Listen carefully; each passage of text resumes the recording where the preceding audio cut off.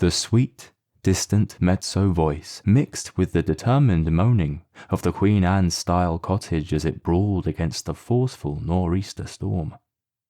The wind wailed through the moonless night, caterwauling and chattering through the windows that never quite sealed shut properly. Snow plunged from the sky, blanketing the southern border of New Hampshire with over 2.5 feet.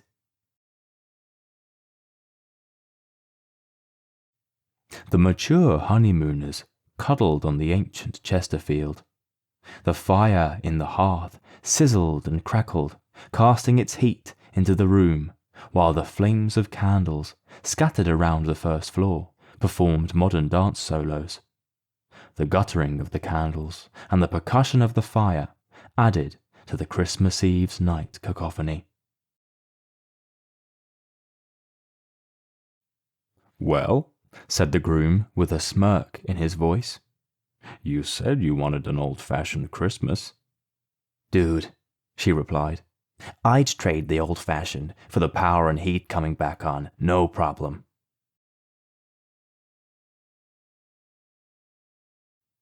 The cottage they were renting was a gabled home near Grover's Corners. The house groaned against the gale, and floorboards creaked.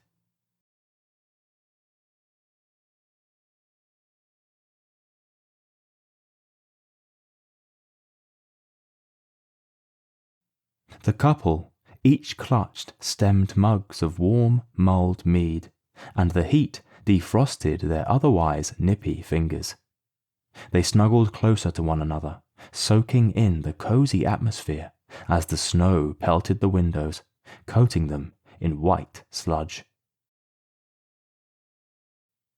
Tom heard the song first, and his silence, as he craned his neck to locate the direction of the melody, alerted his bride. She turned her head and saw his expression, one that she had seen before. It was the quizzical look he had when their tabby yowled while staring at a blank wall. Barb placed her mug on the side table, and then she heard it. It was almost imperceptible among the other noises of the night. A slight, preternatural singing voice coming from... where? Outside? It was a female vocalization, surely. Wounded. Haunted. The Christmas carol they heard was usually jaunty, but this a cappella version was somehow mournful. The air fell heavy, and goose flesh emerged on her skin. "What the hell is that?" Barb asked, her voice hushed. "A caroler?" Tom answered, uncertainty. "Someone singing carols? Outside? During a bomb cyclone? Really?"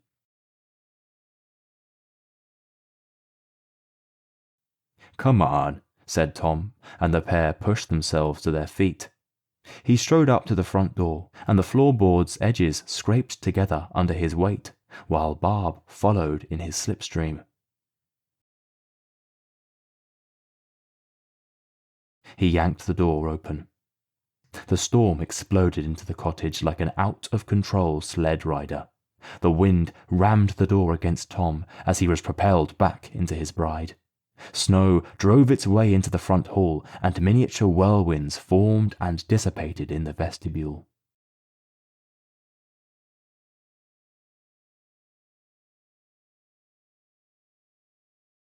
And, unnaturally, among the disorderly tribulation, a 20-something woman stood on the welcome mat, or where the mat should have been, if it was not overspread by wet snow.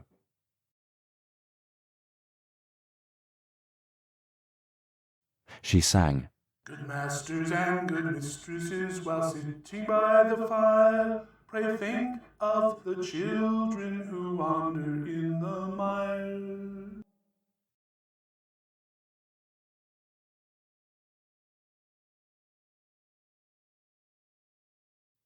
She wore a long grey frock made of wool with the tattered end of a petticoat showing from where the hem of the dress met the snow, and a dark, well-worn cape was fastened around her delicate neck.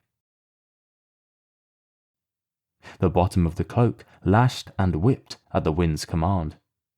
She looked as if someone had plucked her straight from a Victorian cosplay party.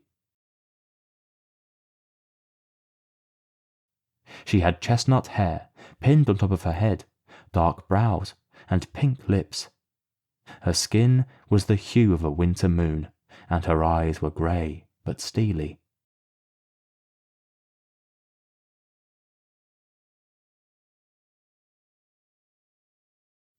They flicked around, struggling to meet Thomas's gaze. Tom haltedly said. Hi. Hello. A very happy Christmas to both you and your lady, sir, the waif replied, so softly that her voice almost disappeared into the tumult.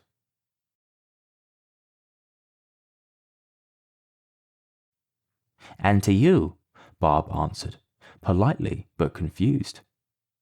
So, look, said Tom, as he braced the door against another gust. If you stay out there, you're going to be eaten by a wampa. I'm sorry.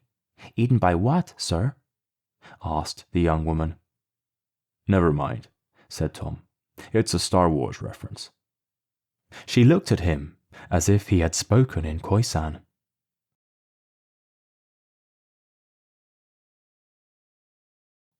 Come on inside before you catch your death, Bob entreated. A tiny alarm went off in the back of her mind.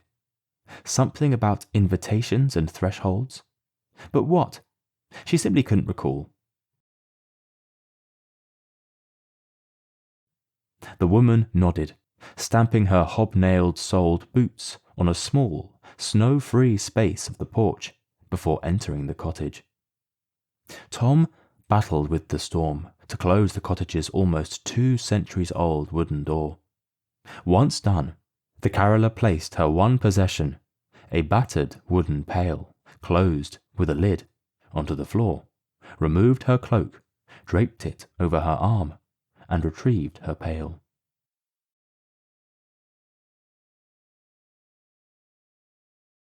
So, we never got your name, said Bob, once the young woman was seated by the now diminished fire and was wrapped warmly in an Afghan blanket. Me? Oh, I beg your pardon. My name is Kathleen, answered the young woman. Kate, I'm sorry. Kate, if you so please.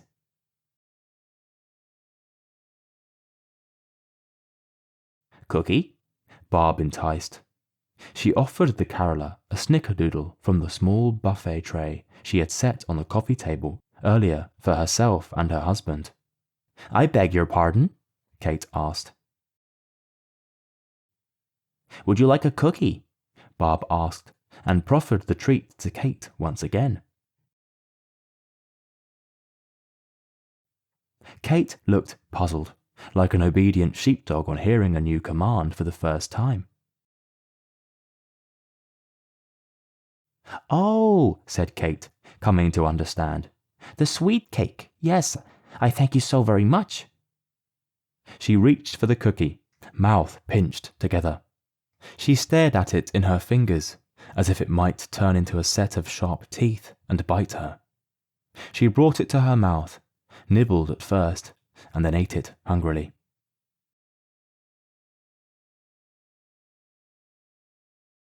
So, I'm Barbara, and that tall guy over there is Tom, my hubby, Bob said, forcing a smile.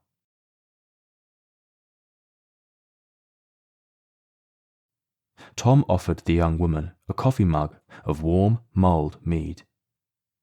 When Kate hesitated to accept the mug, Tom said, Think of it as a wassail.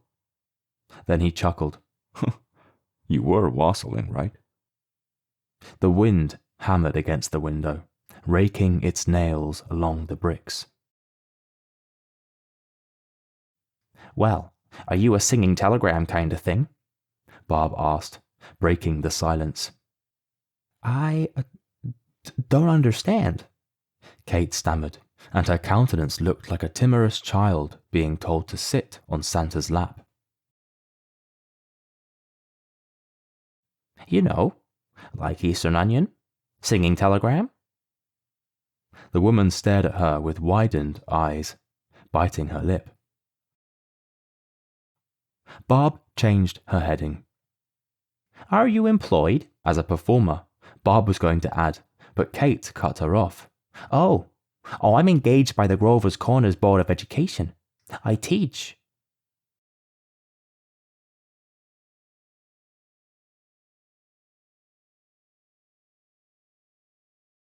A sense of foreboding clawed into Barbara's gut as the wind howled outside.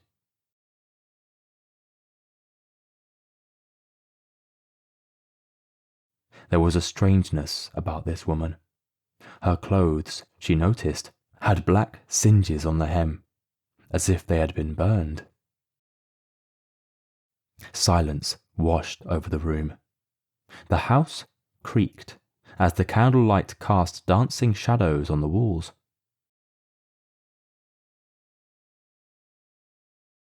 Kate flinched at each noise, and her eyes kept flicking to the pail, as if there was a cat inside who might leap out.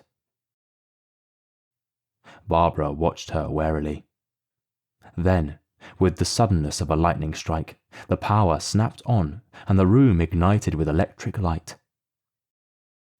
The Christmas tree that had been darkly lurking in the corner of the immense room shimmered unexpectedly, and the 1940s Westinghouse tabletop radio crackled to life, buzzing soft Christmas carols.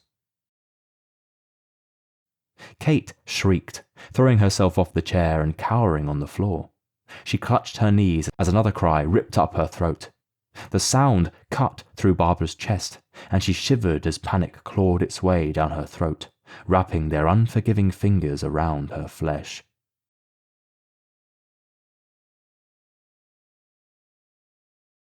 Then the power cut again, jerking the cottage into the gloomy lighting.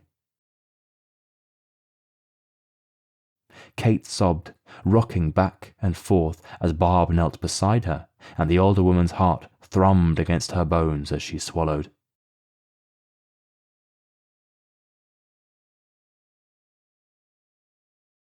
Tears shoved their way through Kate's fingers as she cried into her palms. The flames in the fireplace seemed to dim, and the room sank further into darkness. Shadows scraped their sharp talons across the walls.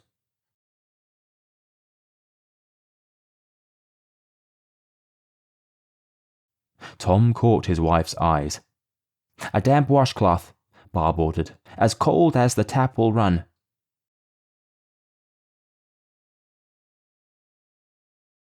He ran to the sink, turned on the faucet, and put a hand towel in the stream of running water. He then turned back into the living room. A lump had swelled in his throat, and a sensation of dread gnawed at his insides.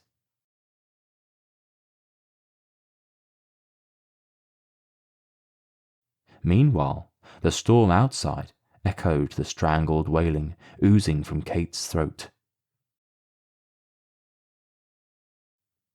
"Here," Tom said, offering the cloth. A burst of wind slammed through the unsealed window pane, behind the dark woebegone Christmas tree, rattling its crystal ornaments, and knocked a lit candle from its interim place on the coffee table. It thudded as it hit the floor, rolled toward a window, and then its flame ignited the curtain sheer.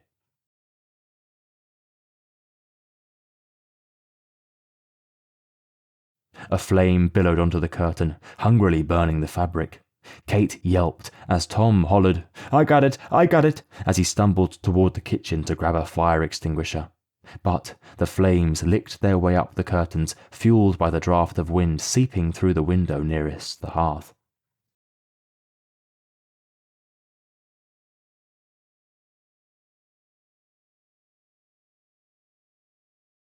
But Barb had been a devotee of Daisy Gordon Low as a child, and she was prepared. She pulled at the throw rug on the floor to smother the flames, but the weight of the sofa leg resting on it prevented her moving it.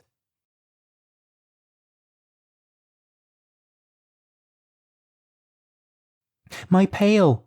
Kate barked, and the older woman's head snapped towards her. The light of the growing inferno reflected in the now resolute eyes of the waif.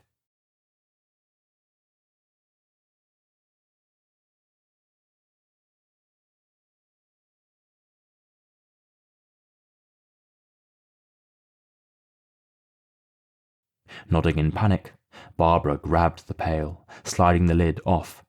The pail was filled with water. Barb's Girl Scout training reminded her to pour, not throw, the liquid at the top of the flame.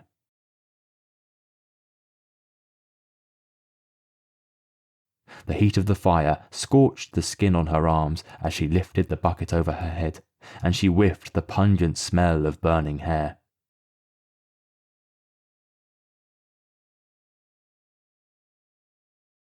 The water cascaded down from the pail, and white steam enveloped the curtain window. Silence fell over the room, other than Barb's gasping, while her heart hammered beneath her chest.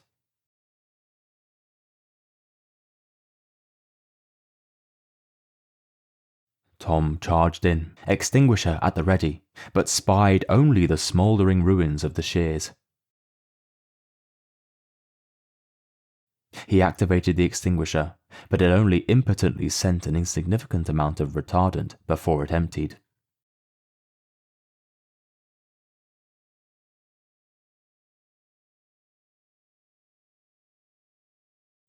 Barbara and Tom finally tore their gaze from the singed curtain, staring at each other wide-eyed.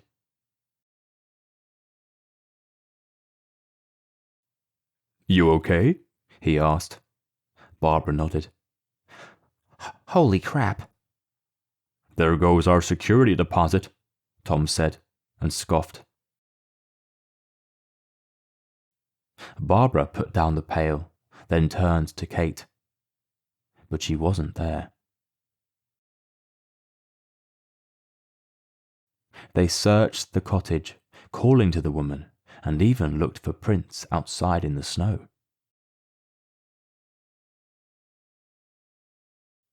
They found nothing. The caroller had vanished.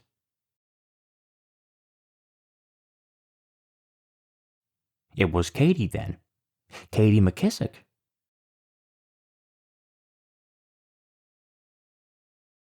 Mrs. Sewell, the cottage owner, asked as she inspected the fire damage that next morning.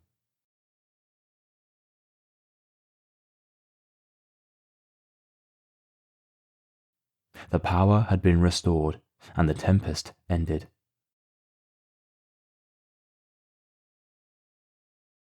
Tom nodded. "So you know her?" Barbara asked. Mrs. Sewell offered a half-hearted smile as her brows knitted together. "Well, I've heard of her, but I've never actually met the woman." Then Mrs. Sewell asked, "Where's her bucket?" Tom and Barb exchanged a confused look.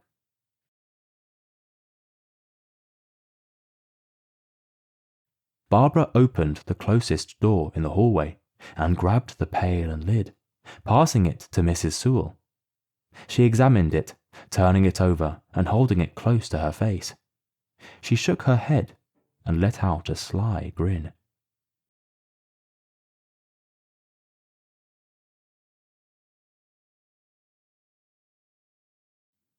"This pail belongs to a store in town. Harvard's Antiques," Mrs. Sewell explained, lowering the bucket to her waist. "Now and then it goes missing."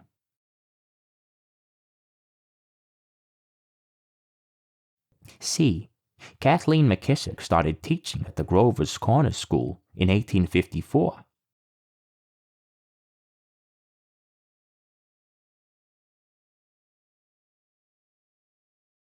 An orphan girl, up from Woonsocket.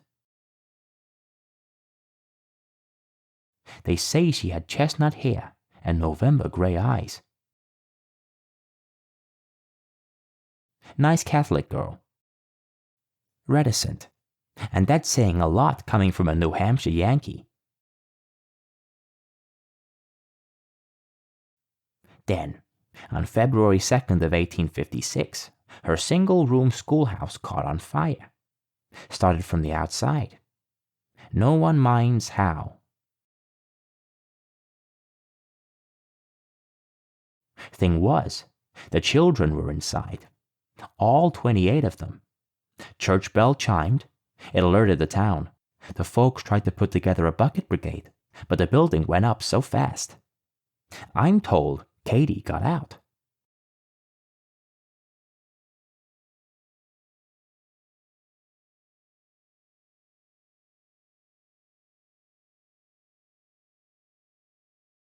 But that daft little girl, she kept running back into the smoke and flames. She pulled them out, the children, her students, her charges.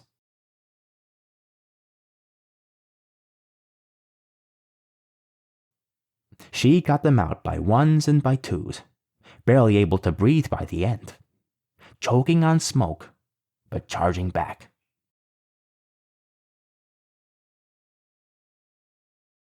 Back into the blaze, coughing, spitting blood.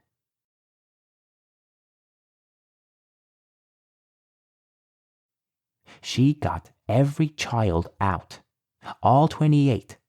Not a person in this town who doesn't claim to have a distant relative among those kids.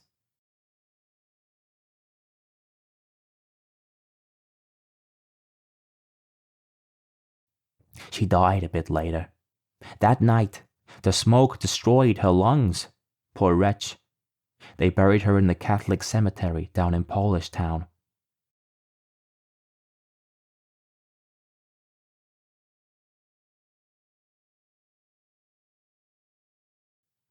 Barbara and Tom gaped at the cottage owner.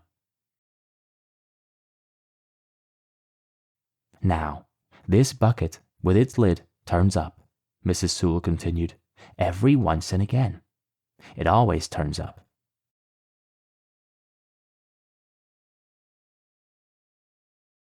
And with it, a story of a fire that might have burned down a house, or a business, or a school.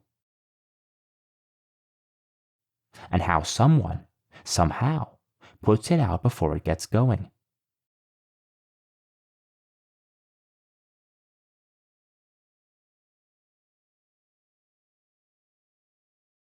And always, Katie is there. She brings the pail filled with water. In her singed gray dress, brown, reddish hair in an updo, frightened as a fawn, but determined.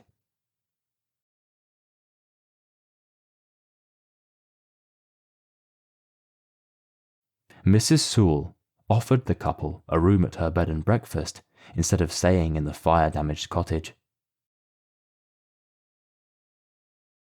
They turned her down. It's not so bad, Bob told her. Tom and Barbara shoveled the porch and the walk on that bright, snow-covered Christmas day. You know what, babe? Bob asked. He replied. I think we've been Caspered. What? Caspered. You know, the cartoon. Oh, said Tom, with an impish grin. The friendly ghost. Yup.